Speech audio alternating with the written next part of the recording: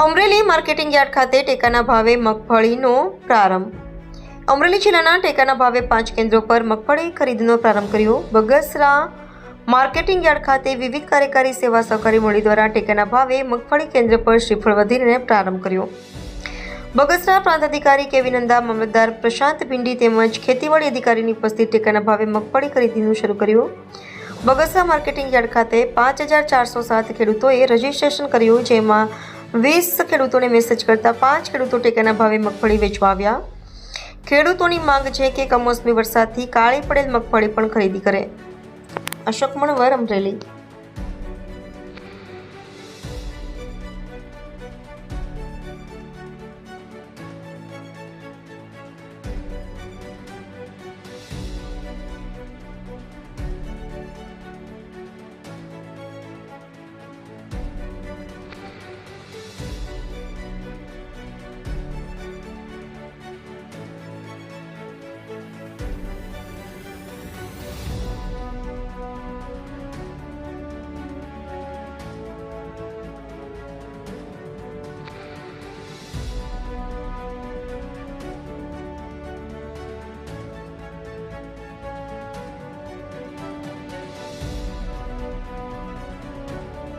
આજરોજ રાજ્ય સરકાર દ્વારા ટેકાના ભાવે મગફળી ખરીદીનો શુભારંભ કરવામાં આવ્યો છે.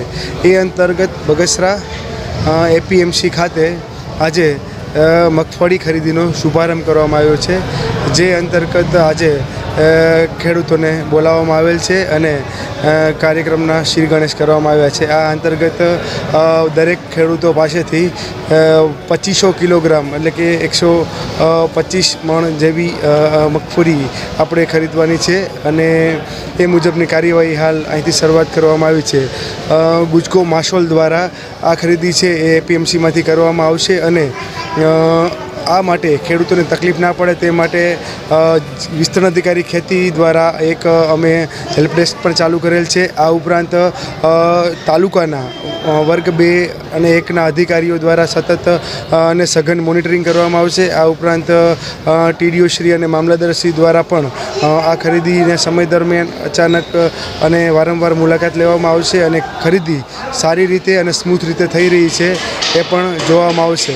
આમ ખેડૂતોને કોઈપણ પ્રકારની મુશ્કેલી ના પડે એ મુજબ સરળતાથી ખરીદી થાય એ માટેના પ્રયત્ન એપીએમસી બગસરા, ગુજકો માસલ અને વહીવટીતંત્ર દ્વારા કરવામાં આવ્યા છે.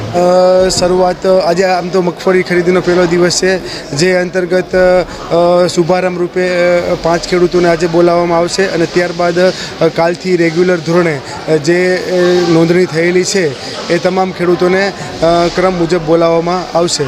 આમ ટોટલ 5400 ખેડૂતો છે કે જેની મગફળી ખરીદીમાં નોંધણી થયેલ છે અને 3700 ખેડૂતો એવા છે કે જેમની સોયાબીન ખરીદીમાં ટેકાના ભાવે ખરીદી માટેની નોંધણી થયેલ છે. જય ભારત. હું બગસરા શ્રી વિવિધ કાર્યકારી સેવા સહકારી મંડળીના ચેરમેન ભાવનાબેન સતાસિયા બોલું છું.